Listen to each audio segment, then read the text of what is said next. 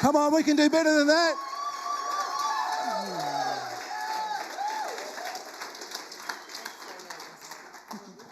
So nervous. Oh, beyond nervous. Okay. Happy Mother's Day, everyone. Okay. So, my name is Kayla, and today I'm going to share my story with you. It's a story of pain, mistakes, survival, loss, consequences, healing, and hope. Most importantly, it's a story of how God can take a broken life and rebuild it into something beautiful. I grew up in a little country town in Queensland called Nanango, in a loving home with happily married parents who gave me stability, care, and strong values. My childhood was not one of chaos or neglect. It was full of love, encouragement, and support. I didn't have the upbringing that most little girls experienced. If you ask me, mine was way better. At the age of 3, my dad taught me to ride a motorbike. I couldn't even ride a push bike yet. Before I knew it, I was this fearless little girl on a motocross track with all the boys. I loved it. We started travelling parts of Australia so that I could compete in different races along with my little sister, who was 2 years younger than me. It was something that I knew I made my dad proud about. As I got more involved and had more commitments, my family had to juggle racing, schooling, and my sporting events between myself, my sister, and my dad's racing events. Most weekends are spent either on a motorbike racing or on a court playing netball. Sometimes I had to do both in one weekend. I'd play netball all day Saturday, travel for hours, wake up and race all day Sunday, then travel back home, ready for school on Monday morning. Growing up with parents that were so supportive and encouraging is definitely something that I was blessed with. At school, I did very well academically. I was driven, capable, and full of potential. People believed that I had a bright future ahead of me, and for many years, it looked like I was destined to become a lawyer. I was accepted into university to do my law degree, and life seemed to be heading in a promising direction. At the age of 17, just after graduating year 12, I fell pregnant. I was still so young, still trying to figure out who I was and what life was meant to look like. Becoming a mother at that age brought love and responsibility very quickly. No, I'm like... It changed the direction of my life forever. I made the decision to become a full-time mum rather than pursue my dream to become a lawyer. And I don't regret loving and raising my 5 children because they are the greatest blessing of my life.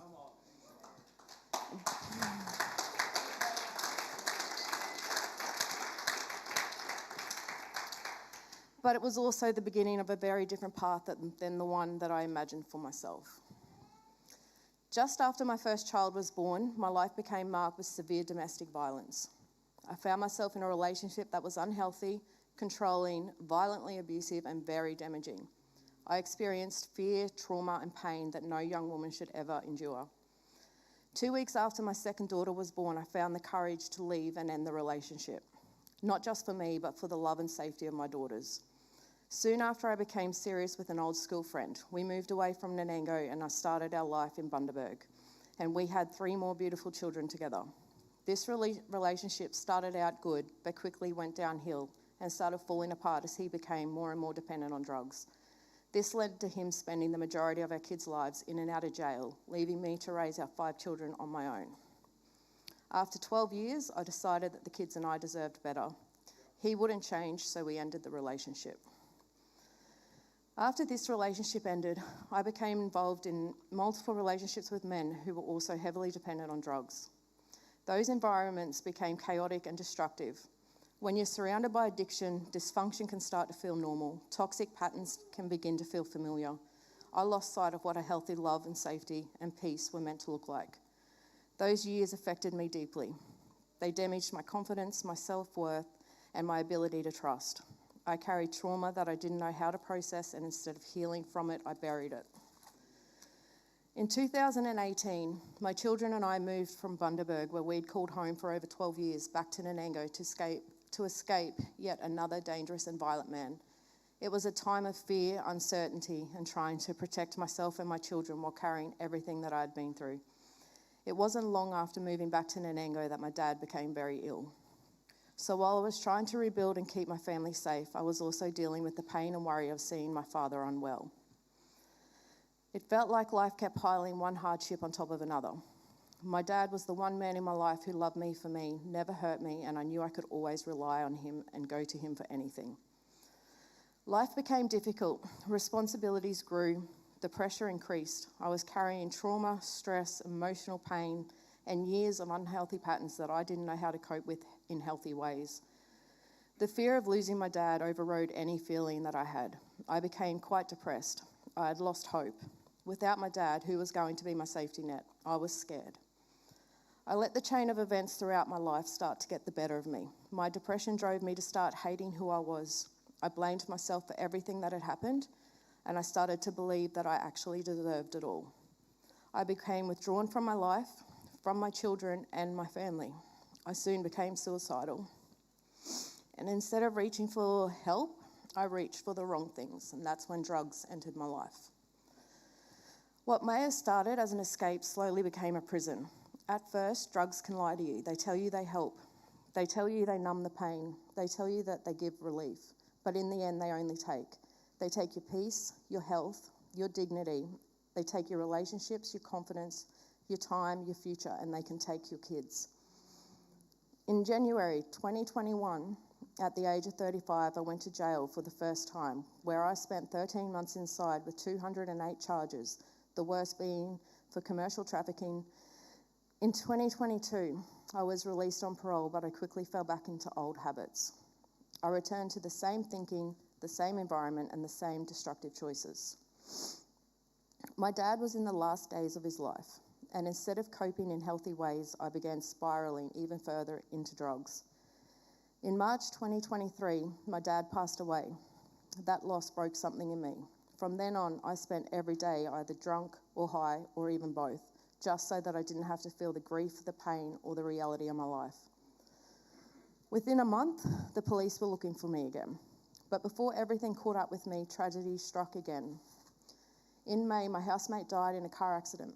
I was packing up his belongings for his family when the police turned up to arrest me. I was taken straight back to jail. While I was in jail, more heartbreak came. Justin, the one person who still believed in me and loved me unconditionally. That wasn't family by blood, but by choice. He was fighting his own battle with addiction and crime, and he was fatally shot. He was and forever will be my best friend. I was completely broken by this news. Just when I started to wrap my head around the fact that I would never see my best friend again, about 2 months later, another very close friend of mine also passed away. It was the loss of Justin and Jaden to the life that we were living that made me realise something had to change. I couldn't keep going down the path that I was on. Everywhere around me was death, destruction, grief, addiction, and loss. But I wasn't ready to change or ask for help. When I was released in November 2023, I was in a hopeless position. I came out to the same wrong choices and the same broken life. It wasn't long before I was back at rock bottom, using drugs more than I'd ever done before. I needed help. I just didn't know how to get it. Within 2 months, I was back in jail again on my second drug trafficking charge. But this next sentence changed my life. During this time in jail, I really started to change my ways. For the first time, I stopped running. I stopped blaming everyone else. I stopped numbing myself long enough to look honestly at what my life had become. I realised that the people that I had lost because of this life that I was living could have easily been me. If I didn't change, I was going to end up dead, and my children would lose their mum forever. I knew I had to make changes. My dad, Justin, Jaden, and my kids all wanted me to be the best person that I could be. And my kids deserved the best version of me, so I knew I needed more than willpower. I needed healing, I needed direction, and I needed God. After serving 14 months, I was released from jail on bail to Victory House. That moment became the turning point of my life. Instead of walking back into the same cycle, I was given the chance to step into something different, something life-changing. For this, I owe my amazing friend Kim, who helped me get into rehab and has been my rock throughout my recovery journey. When I was lost and couldn't see a way forward, Kim believed in me. She stood by me and helped guide me towards a better future. I will forever be grateful for that friendship and support. It's something that I've never actually had before. I was given this opportunity to enter the 12-month rehabilitation program. Looking back now, I can honestly say that this opportunity has changed my life. Victory House has been more than a rehab for me. It has been a place of restoration. When I first came into the program, I was carrying so much baggage: hurt, fear, shame, grief, trauma, bad habits, destructive thinking, and emotional wounds. I knew I needed help, but I also knew change would take more than just stopping drugs. I needed a complete transformation from the inside out. During my time in Victory House, I learnt discipline. Addiction is chaotic and recovery requires structure. I've learnt to show up and be accountable, to keep commitments and to do the right thing even when I don't feel like it. I have learnt honesty, because addiction thrives on lies. Lies to others and lies to yourself. Recovery begins with truth. I had to become honest about my pain, my choices, and the areas of my life that needed healing. I've learned humility. Pride kept me stuck for a long time. I didn't want help. I wanted to do things my own way. But humility opened the door for growth. Asking for help is not a weakness, it is strength. I have learnt forgiveness. I've had to learn how to forgive others for hurts in my past, but I also how to forgive myself. Self-forgiveness can be one of the hardest things. We can accept grace for others, but struggle to believe that we deserve it too. But God's grace is bigger than our mistakes. Amen. I have learnt patience. Real healing doesn't just happen. There is no quick fix. Day by day, step by step, God has been rebuilding me. Some days have been hard. Some days I've wanted to give up. But growth often happens slowly, and that's okay. Most importantly, I've learned who God is. Before this journey, I may have known about God, but now I'm learning to know him personally. I have learned that God does not define me by my worst mistakes. He sees value where everyone else sees failure. He brings hope where there is despair, and he can restore what was lost. I have learned that my identity is no longer victim, addict, criminal, failure, or hopeless. My identity is now loved, redeemed, forgiven, and restored.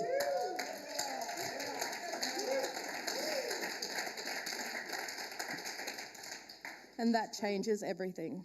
Victory House has also taught me the value of healthy relationships.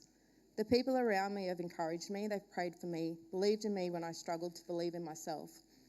Sometimes we have to borrow hope from others until we can carry our own. As I look forward to the future, I feel something that I haven't felt in a really long time: hope. I hope to continue walking in freedom and sobriety one day at a time. I hope to rebuild trust with my children and my family through consistency, honesty, and love. I know that trust takes time, and I'm willing to do the work.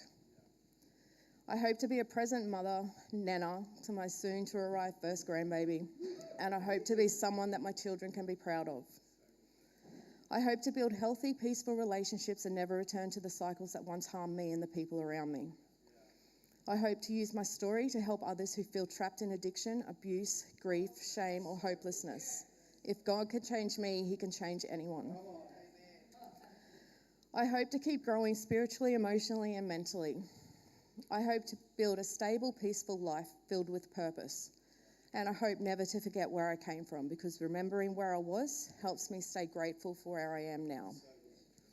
My story's not perfect. I'm still on the journey. Recovery is not about perfection. It's about progress, surrender, and perseverance. If anyone listening today feels like they are too broken, too far gone, or beyond help, I want to tell you this. There is hope. Your past does not define your future. Your mistakes do not define your identity, and your lowest moment does not have to be the end of your story. Sometimes God allows breakdowns so that he can begin a breakthrough. I stand here today not as someone who has it all together, but as living proof that change is possible. From promise to pain, from teenager to motherhood, from abuse to survival, from addiction to jail, from grief to healing, from hopelessness to faith, God has carried me every step of the way, and he is still writing my story. I'd like to say a few special thanks to some people who have had an impact on my progress through not just the program, but also just my recovery and growth in general. Dave and Louise, I'd like to thank you for all that you do and your ever-encouraging words. Every time I've spoken to you, I always walk away with that little bit more hope and confidence in myself, so thank you. To Luke, thank you for not giving up on me and being patient with me. It hasn't all been smooth sailing, but I got there in the end.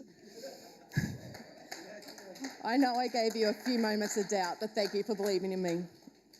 Nick Saxton, who isn't here today, but I'd still like to acknowledge the fact that if he wasn't there with his straight-up approach with me every time I tried to give up because it was just too hard or I didn't want to be here anymore, I probably would have left in the first couple of months of the program. Nick was my house supervisor when I first came to Victory House, and it's safe to say that he definitely copped the brunt of my difficultness. So thank you, Nick, for setting me straight. To Damo and Liam, thank you for all your support and friendship over the past 12 months. Without you guys, I definitely wouldn't have made it through. Lorna, thank you for always being so caring and taking me under your wing. I truly appreciate you, and you've been a pretty good roommate for so long. And Rodney, poor Rodney, he became a house supervisor right when I was struggling the most within myself and trying to come off my medications. There is no doubt that I stressed him out and probably gave him a few extra grey hairs. But he was always supportive, encouraging and understanding. Without Rodney during this time, I might not be standing here today. So Rodney, I am sorry, and I thank you for everything. Thank you to my amazing kids. Thank you for not giving up on me. Mum lost her way there for a while, but I'm back on the right path, ready to be better than ever before. I love you with all of my heart.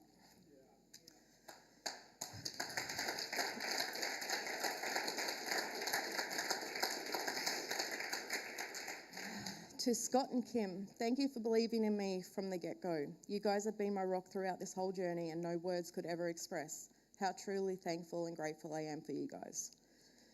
To everyone else in the Victory House program, thank you for making every weekend interesting at our weekly barbecues. Always a good laugh, and I'm glad to have shared this experience with you all, and I wish you all the best. Just remember, if I can do it, so can all of you. I am deeply grateful to every person who has invested in me during this journey.